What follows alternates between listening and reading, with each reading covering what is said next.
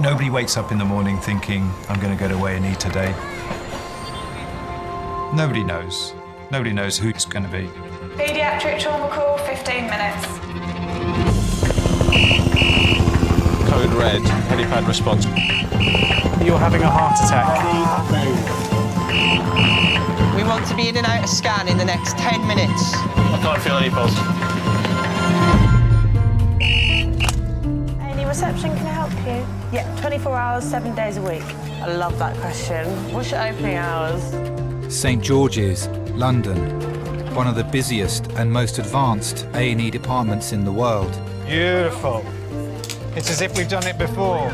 We are there when awful things happen to pick up the pieces. We have a 2-year-old who's kicked like a horse. We see the unpredictableness of what happens in life, and we're suddenly having to explain why it's gone wrong. I can't feel my left leg. You'll be okay. A place where life A&E selfie! Down below. Too slow. love Such a good boy. So proud of you. and loss I'm still here. unfold every single day. So we don't shake hands at this hospital, we fist bump. Can I have a fist bump? All the patients you're about to see were treated in just one 24-hour period. Hello, darling. You genuinely do see the best of people in this job. You'll see strangers rushing to the aid of someone they've never met. You just see things that make you realise just how important the people in your life are and the people around you are.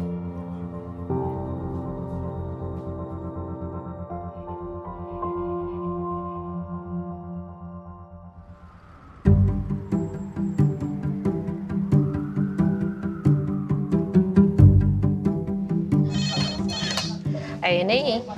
On your good foot. Okay, On your good I'm foot. a good foot. I'm a good foot. James? Nope. It's good training, this. I always use the right foot first. Oh, no, you've got to use the other one now. Just pop up onto the bed for me.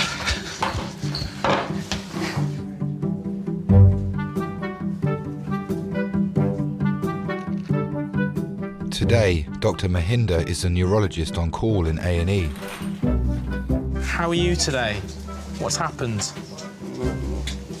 My official job title is Specialist Registrar in Neurology, which is brains and spinal cords.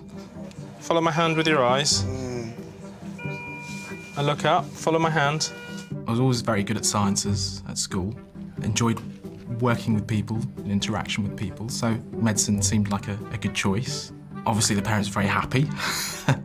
Can you cock your... I like your slippers. In retrospect, when I look back, I think, well, what do you know at 18? Not very much. When you're on call, you predominantly see patients coming in with strokes, which inevitably means you tend to spend most of your time, if not all your time, in A&E. Can you lift up your left leg? OK. It's much quicker pace, it's much more acute. You're having to make decisions quickly. Is it the left leg that twitches more than the right, or is it both legs? OK. Time is brain, basically. I think she's got some mild left-sided weakness. When you see a patient having a stroke, this is a huge life event. This is going to make anyone really reassess things in their life.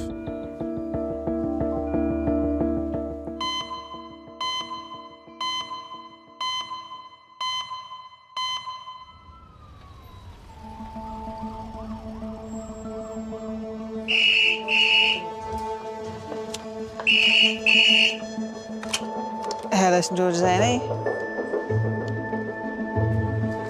OK, go ahead. Yeah. 10 minutes. Thank you. Bye. Adult thrombolysis call, 10 minutes.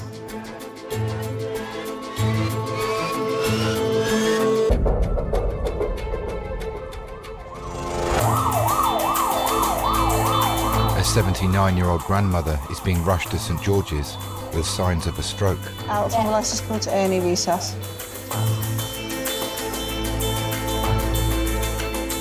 When you get the bleep, there's always an adrenaline rush because you're always wondering, well, what's going to come in the door?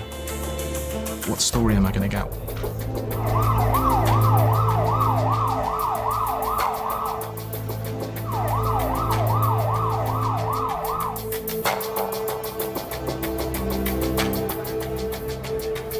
The woman's son, Nigel, travelled with her in the ambulance.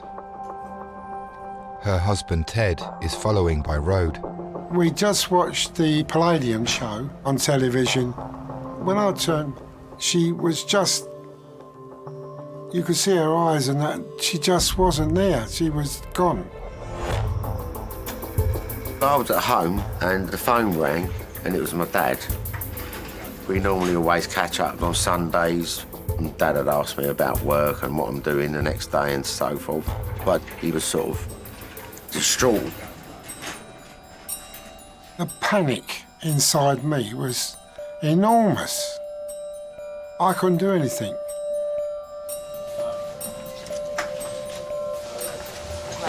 Okay, so on my count, prepare to slide and slide. This is Carol. Carol is 79 years old. This evening, Carol's husband went to the room and noticed Carol with very confused, slurred speech and unable to get the words out, not making sense. Beforehand, she'd been absolutely fine. Recently discharged from hospital. She's been investigated for a GI tract bleed. Are they here, son of them? Son's here at the moment. Husband's on the way, yeah. OK, thank you. I'll let you book her in. Hi, Carol. Nice to meet you. My name's Mahinda. I'm one of the neurology doctors. Yeah. What's happened today? We're high. Don't worry. It's all right. You're having a bit of difficulty getting the words out. I guess the first question you've got to answer in your head is this a stroke? So 30% of what you see can present like a stroke, but isn't a stroke. Carol, I'm going to ask you to do a few things. Can you lift up your left arm? Yes. OK, can you put your arms down? Can you touch your nose just with your left index finger? Can you touch your nose with your left index finger? Stroke is where you have a cut-off in blood supply to a part of the brain. Can you touch your nose and then touch your head with your left hand? OK, so she can't follow one-stage or two-stage commands. And because there's a lack of blood supply, and oxygen and nutrients to that part of the brain will die if not treated quickly. What's this?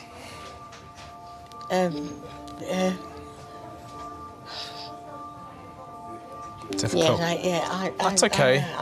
What's these? Don't worry. I know it's frustrating. She's always been a conversationalist. She had a very good brain. So, Carol, I think you've had a small stroke. It's affecting your ability to talk to us, communicate with us, and also affecting your ability maybe to understand completely what I'm saying to you. So we're going to get you a brain scan, and then we're going to decide what we need to do. OK? OK. She always told us that life's beautiful, life's a gift, and every day's a bonus. But then when it comes to it, it's very hard to accept that someone who you love like that might not be here the next day.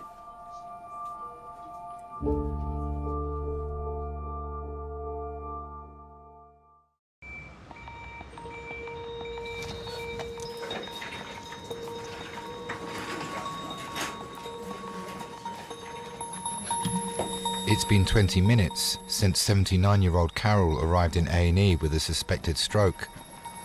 She's been taken for an urgent CT scan to determine if she has a clot on her brain. I was beside myself. I really did think she was going to die.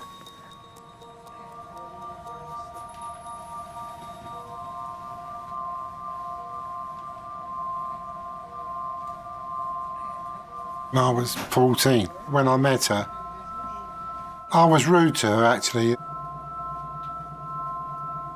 I was sitting on a wall in Park Walk at the church, and Carol was walking by with some shopping. She was young, but had a full figure. And I happened to mention about her chest, her breasts. And she come over and give me a wallop and I fell over the wall. That's true, absolutely true. That's how we met.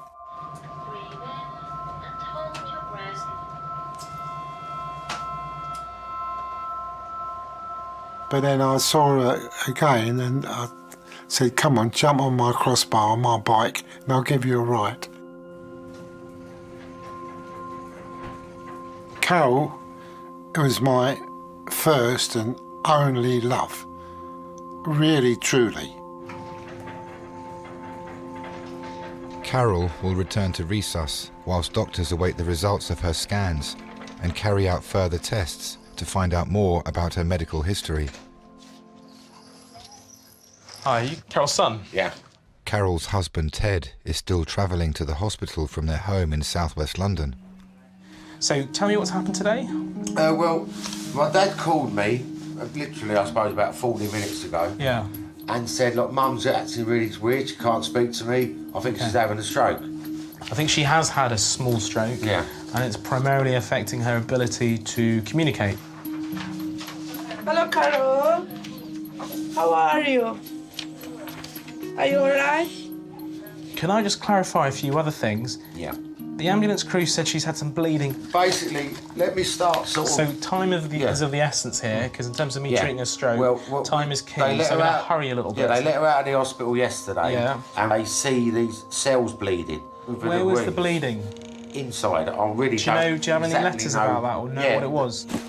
The stools were black. That's right, yeah. OK, so they knew that she was having blood or bleeding from somewhere in her gut. Yes. Now, because you've caught this quite early, because this, we think, started about 10:35, normally I can give something to try and dissolve the clot that might be causing the stroke. It's called thrombolysis. It thins the blood, and typically there's about a 1 in 8 chance, if you give this treatment, patients make a good recovery. Yeah.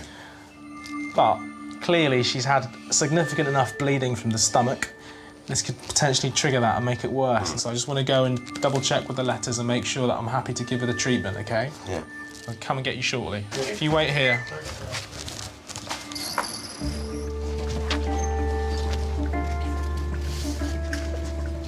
Iron deficiency anemia, Melina. Hi, Usman. It's Mahinda. Can I just quickly discuss someone with you?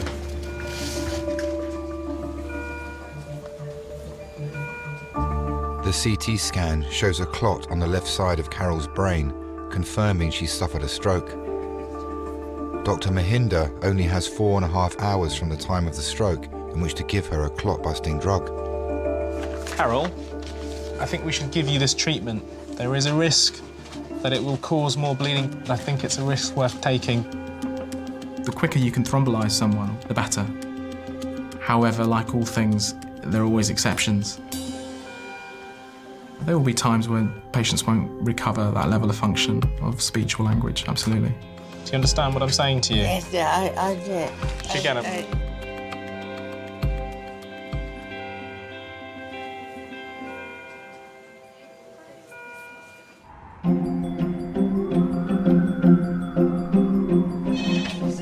Hello, A&E, can I help?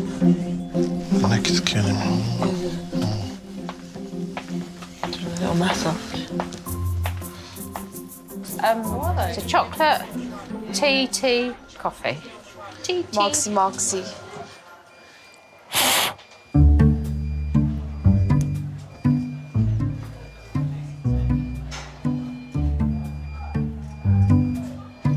I don't think it's working. 77-year-old David has come to St George's with a swollen foot. He and his wife Kathy are awaiting the results of an X-ray before doctors can begin their assessment. Hello. Yeah. Thank you. This must keep you very fit. That's when these trolleys don't work properly. Oh, darn.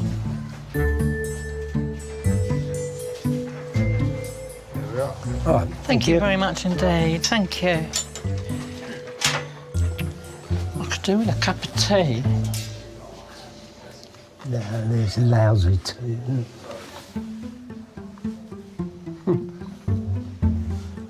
We are completely opposite. We always have been. Do you want something to eat? Right? Do you want something to eat? No. I've always been a romantic person, always. David's not a romantic. If you're going to stay in, I'm not going to make a pie then, that's it. I'm going to buy a pie now. Well, if you buy one, you know how many carbohydrates are in it. That's the difference. David has been diabetic since he was 15, and it's type 1 diabetes. I've probably lost my needle now. I've got so much of this wool. They went all through the family history, which they do, and there was no reason why. They could only put it down to the fact that David had a friend who died, and because he was young, apparently it was, it was the shock. Well, you can't hear me, can you? I think I might as well speak to myself for the next few hours.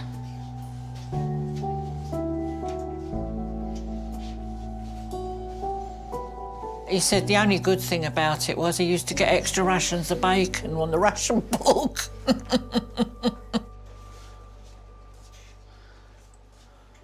It was when he got older that things started to happen. I was upstairs in bed reading, and he came up and he said, "Oh, can you have a look at my toe? I think there's something on it." I said, "Oh, yeah." I said, "There's a weeny little pinprick, David." In the morning, it had slightly developed. It looked, as my mum used to say, festery.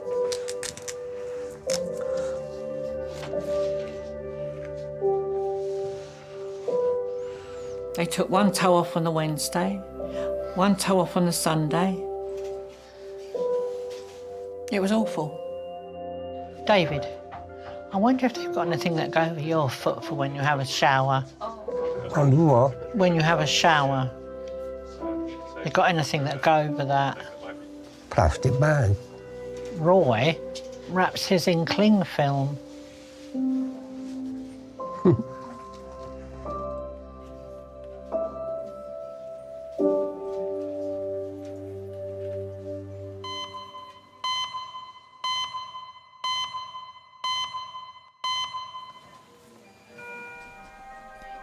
It's been 30 minutes since Carol arrived at A&E. Scans have revealed a clot in her brain. Do you want to come through and see her? Her husband Ted has now arrived to join their son at St George's. It's the first time they'll have seen Carol since she arrived in A&E. You all there, Mummy?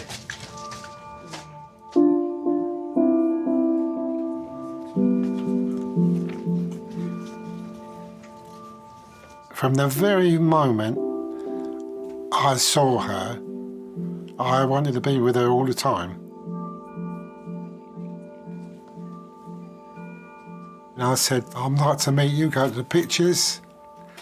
Unfortunately, we didn't get there because she had her kidney was wrong. She finished up in St Stephen's Hospital.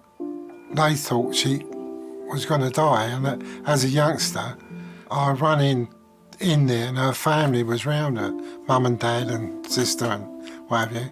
And I just went right by them and I got hold of her and I just said, "You mustn't die, don't die, don't die." You know, I was 14. Her father wanted to send her to Switzerland, to a school, to get away from me, because he thought I was a right little Herbert. You want to go ahead and give it? And then, can I just, before you do, just repeat. Can you name that for me? No, same thing. OK, so you can do that, just all dysphasic. So signs are unchanged. Dr. Mahinder must now give Carol a powerful drug in an attempt to disperse the blood clot in her brain. So it takes a bit of time for this to work, so we're going to give it a few hours and see how she is. If successful, the drug will help restore the blood flow and improve her speech, but it only has a 1 in 8 chance of working. All right? Just try and relax now. Don't get yourself frightened. She's a chatterbox and she normally speaks very sort of, gaily and, kind of happy, and it was like a stranger voice to me. It wasn't my mum at all.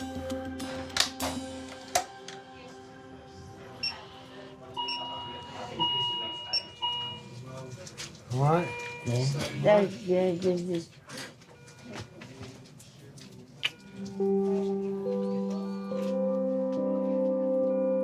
I decided that I want to get married because it was always a bit frightened that something was going to happen to her, you know.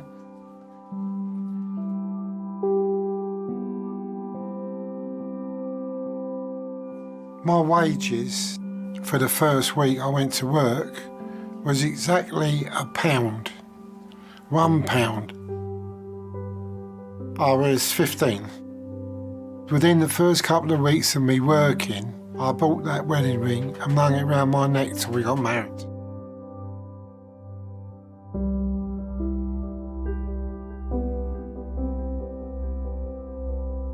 We've been married now for 60 years.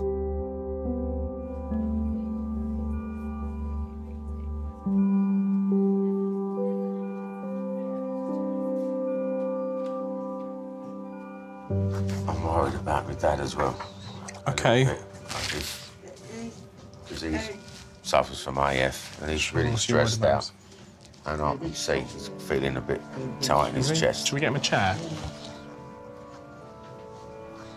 So listen, you did the right thing, calling an ambulance. You got her here pretty quick. Yeah. She's getting the best possible treatment that we have for stroke, okay? You've got to give it a bit of time now. And you've got to try and look after yourself, because the last thing we want is you to end up in hospital as well. Now, I think I was as worried about my dad as I was my mum. You've done everything you could, okay? You do think your parents are going to be here forever. You just got to try and stay as calm as you can, Dad. I'm sorry, but I can't.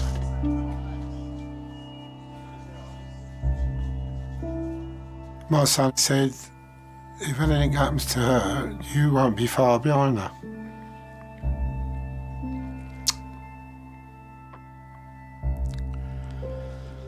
Probably not.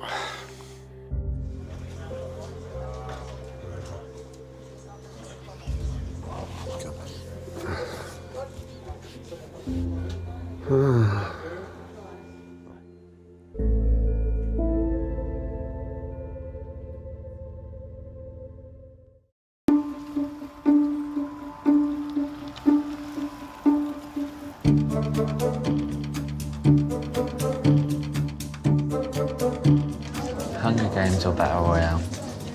Hunger Games. Lethal Weapon or Die Hard? Die Hard. Where's that orange pen again? Had it for 5 minutes and I've lost it again. Oh, my pocket probably. Oh, no. No. Oh. Specialist nurse Maria is starting a 12-hour shift in minors. She's worked at St George's for 17 years. I'm like this at home. Where's the phone? Where's the keys? Oh, God. When I first came here, the A&E department worked out of a porter cabin. We wore frilly hats with a white apron and a belt. Now it's all, scrubs, which I much prefer. I did actually do a year in the bank, and I found that was not for me. It was the same people sitting at the same desks. It was very tedious. I thought, this can't go on, so I left. Amorosus Furux. Sounds like something out of Harry Potter. I think I'm a bit sort of quirky at work. Yeah. This goes on your opposing shoulder. Now you need to watch how I do this. Oh, no, I've learnt my first aid. And where was it tonight, then? To me, really, my job is a hobby. I think it's meeting people. Now, you need to fold the hand underneath, like so. It doesn't matter how many ankles I see, how many wounds I suture. It is the character behind it. I find that fascinating. Hello? Yeah, I'm all right. I'm in hospital at the moment. My eye, something happened in my eye, innit? So I'll let you know if anything, yeah, what's happening. All right, then. All right, babe, bye. 33-year-old Yvette has come to A&E with an eye irritation. Yvette!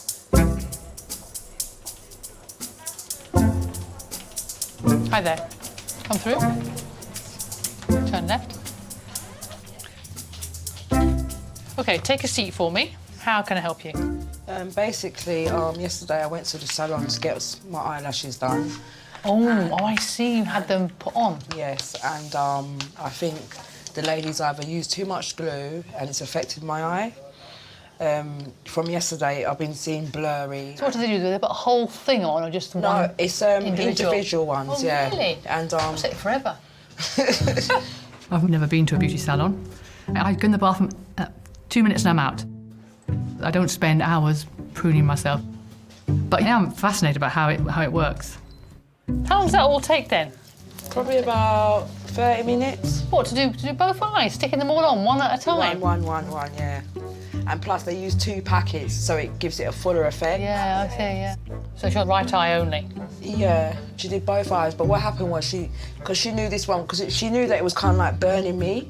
Oh, yeah. So she basically put another kind of hair glue on this one, so it wasn't burning me so much. Oh, I see, different one. And she went away and left me, came back, and it was still burning me. And she still charged me £15, even though she's burnt my eye out. Right, sorry, what? I have students living with me, and my whole bathroom is covered with their products. And they spend, hours in the bathroom. I think I'm going to sue her. Oh, God. And I think I'm going to have to end up taking it off. How do you do that then? Is that going back to her again? No, I ain't going back there again, no. I probably won't have no eye left.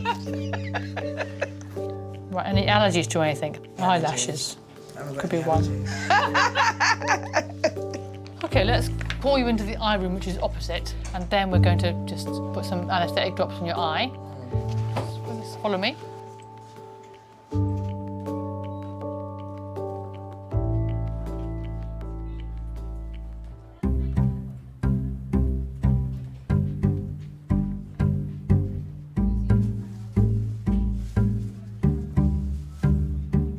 "77-year-old David has type 1 diabetes that resulted in him losing 2 of his toes. He's come to A&E because a 3rd toe is now possibly infected." Do you want me to close that window? Do you want me to close the window? Go on then. You remember the first time you met David? Oh, I can. It was New Year's Eve, and there was a knock at the door, and it was David's friend Peter, and he said, "We've got a party." So off I went to the party, and David was there. He was tall and very skinny and very, very quiet. You don't want anything to eat? No. I might have a jelly baby. At the end of the evening, I said, "Oh, well, I'm going home now." And David had to give me a lift home. He had to, because I lived over the road to him. David loves music, all types. He used to take me to places in Peckham, down underneath in the cellar, and they'd be playing all this country music that I thought was lovely. Never done any of that, and it opened up sort of quite a new world to me.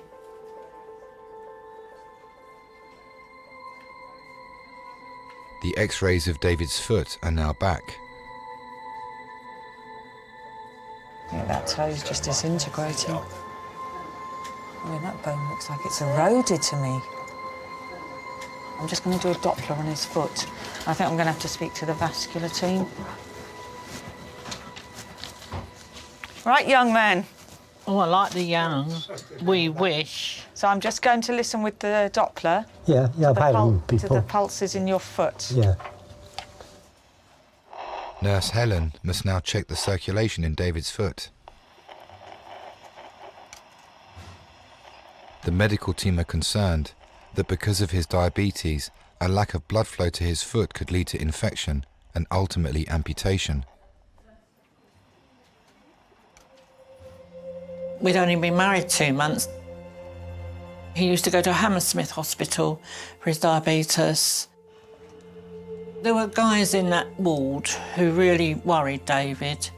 There was a guy next to him. He was a police officer, And he only had one leg and no toes and all this, you know. I said, "Oh, David, what's the matter?" He said he's diabetic. Diabetes has done that to him. I said, "Oh, my word." David said it's because he doesn't stick to his diet. He said he just eats anything. So from then on, I just thought, no, we've got to keep him healthy. And I gave him all the right foods. So I had to give up baking, if you please. I loved cooking. He would have loved a cream cake, but he never ate one, never. The Black and Dairy's been there for how long? Yeah, quite a long time. 5 months, yeah, it has. And it's gradually got worse. Like today, it's the worst it's been.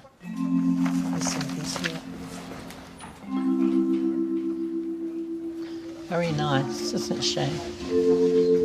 Very nice, isn't she? I'm going to have to teach you to lip read. I'll tell you, I think there's a dead battery in that thing. See, I heard that clearly enough.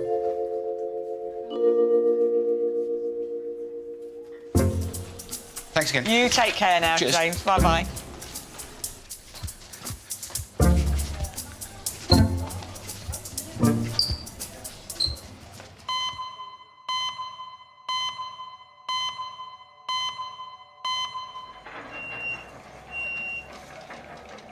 You are in the A&E hospital.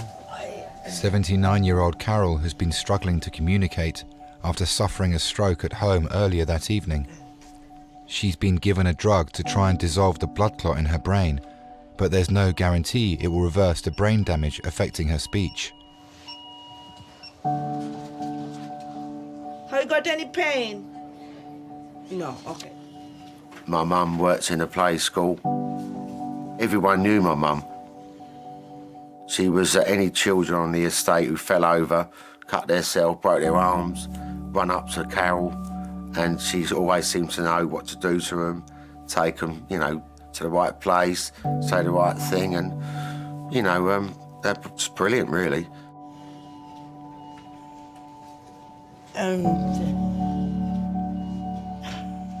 Yeah.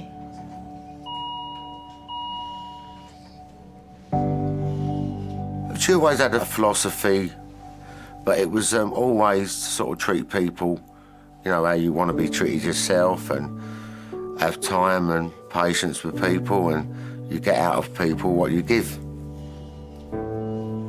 She's always the one, I suppose, who's been a bit more of the calming influence in my life. It is in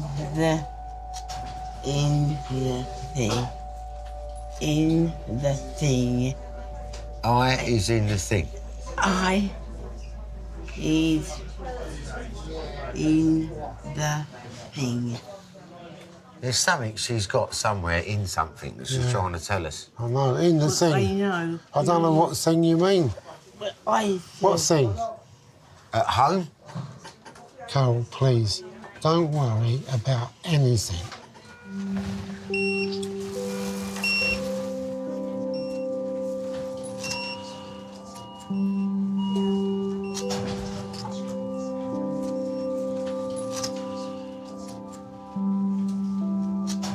Hang on a minute, just trying to write something down.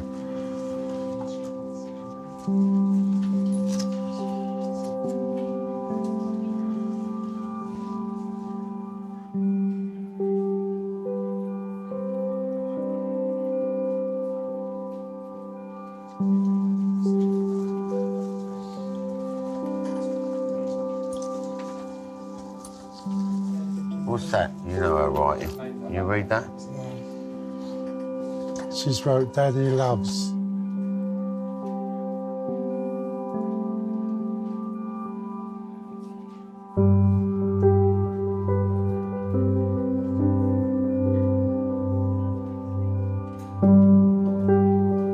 It's very hard to try to explain why you love somebody. You love me to death and I love you. It's in her eyes and in her face. She's just got this aura about her. Don't worry, darling. You're in the best place. Try not to strain. Just relax. I want in. You want him to look after him? Listen, I'm gonna be all right. Don't worry. I'm looking after him. I'm all right, darling. I just want the best for you. That's all. I just want the best. So I want you to relax. Come on, because we've got a lot of things to do in our life yet. My father passed away 4 years ago, so he was diagnosed with lung cancer. And so over the course of the years, obviously a lot of hospital appointments, a lot of going to hospital and clinics with him. Have all these questions in your mind. And I guess there's a danger when you're doing this job day in, day out, that you kind of forget that aspect of things. And I think that gave me an insight into what it's like on the other side of that room.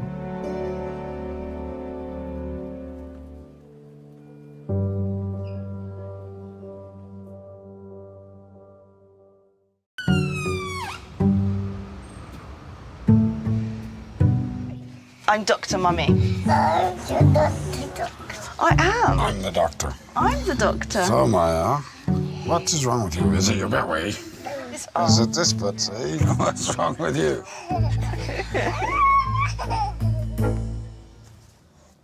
Right, open the eye. Hold it open if you need to. Yeah. I'm gonna speed it up a bit now, okay? Sorry. 33-year-old Yvette came to A&E with glue in her eye after having false eyelashes fitted. Right, we gotta go through a liter of this. Yeah. Isn't that enough now? No. It's all right. We've had a few people that have been to beauty salons and end up in A&E. There was one lady that came in and she actually had Botox, and she had lumps, a big lump here, big lump there, you know, just like swellings. I mean, she looked fantastic, I have to say. Not with the lumps, but before, she was, you know, remarkable. Do you get this done often then? This is the third time I haven't done. The third time? Do you think you'll get your eyelashes done again? No. Oh, it's me again. Hello. Hi.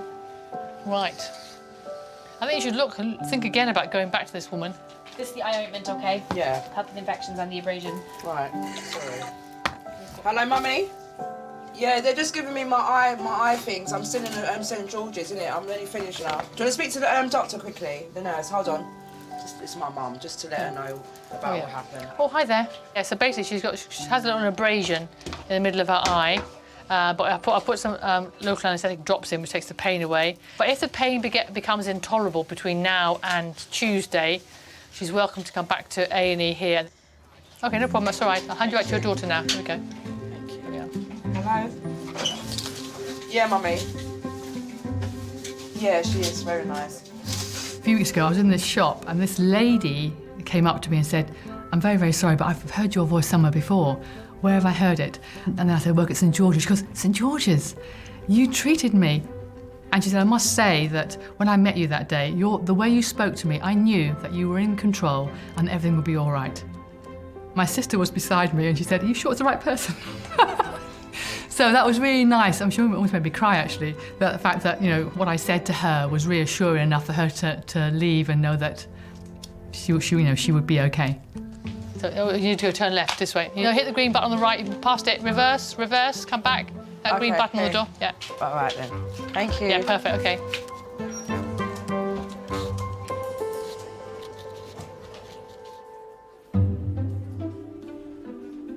David's type 1 diabetes has already resulted in him losing 2 of his toes.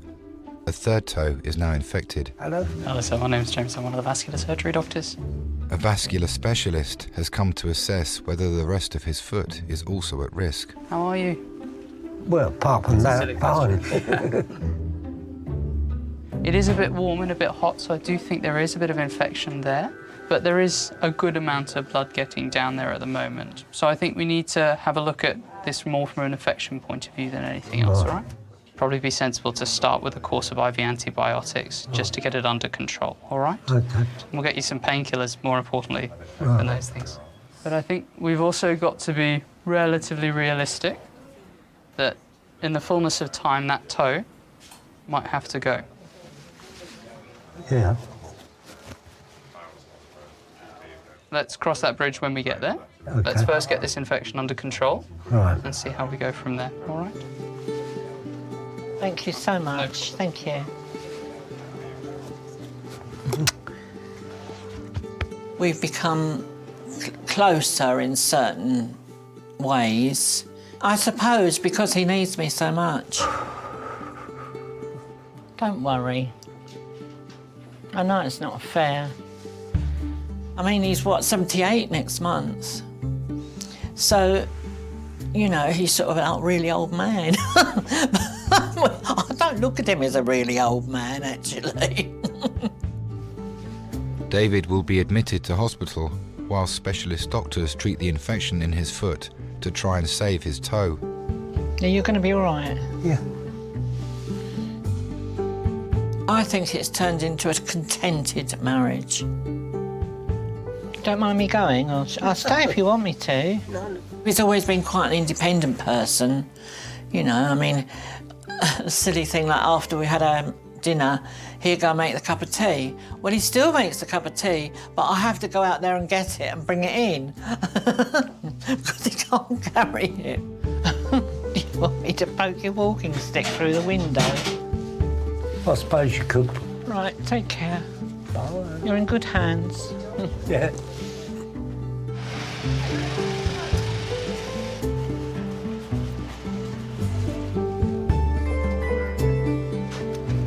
David.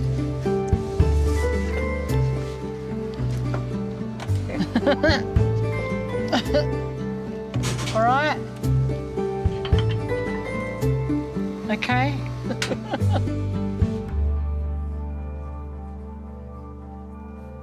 They're going to take you onto the ward.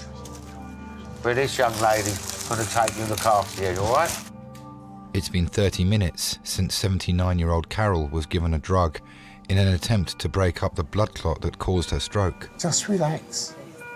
Right, there's nothing to worry about.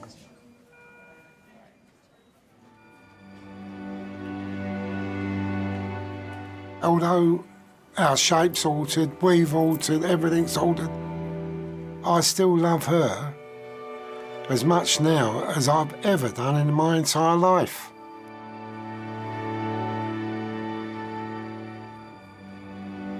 Carol, you're going to go up to the stroke ward now. Your husband and your son is coming with us. Okay? That's nice smile. Thank you. They still hold hands. Dad always still gets her flowers and every Christmas and birthday. They're like swans, aren't they? One's no good without the other one.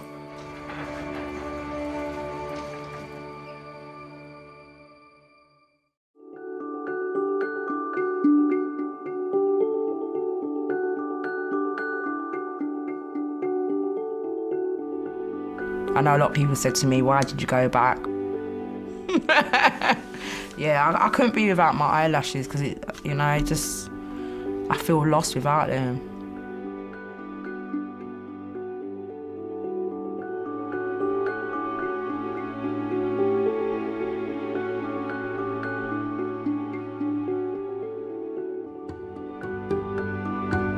They were thinking of taking his toe off. But as only half of it had gone black, they said it will fall off.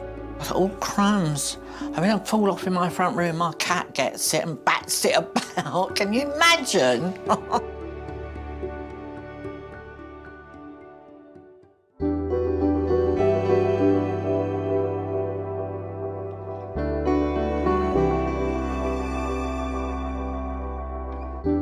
They said they'll keep her in and they'll get to the bottom of it.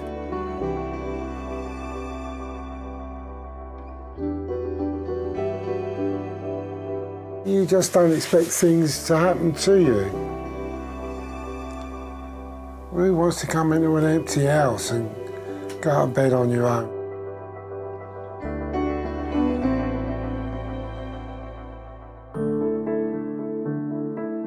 I was determined I was going to get over it.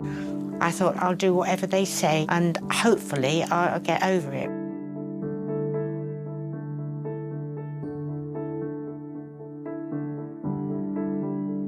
It was our 60th anniversary on the 13th of August this year, and we went to our church where we were married and we got photographs taken.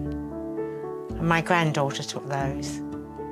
It was a lovely sunny day and we came home and we had Chinese. It was lovely, really nice.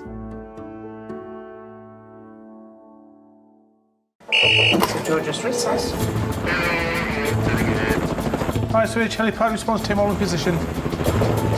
This is John, 52 years old. Approximately 2 hours ago, he was struck across the face with a golf club. You can imagine how far you can hit a golf ball and what that can do to the contents of your skull. This is a critical head injury. And I just thought, is he going to end up paralysed? Everyone, out 4, 3, 2, 1.